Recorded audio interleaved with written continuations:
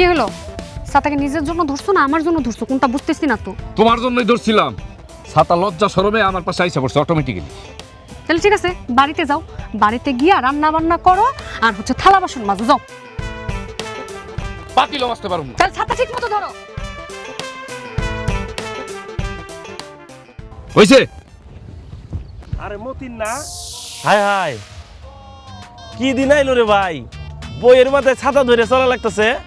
তোর মানাইছে ভালো। কি হলো? মূর্তি মতো দাঁড়ায় আছো কেন? আমি ছাতা ধরতে পারুম না।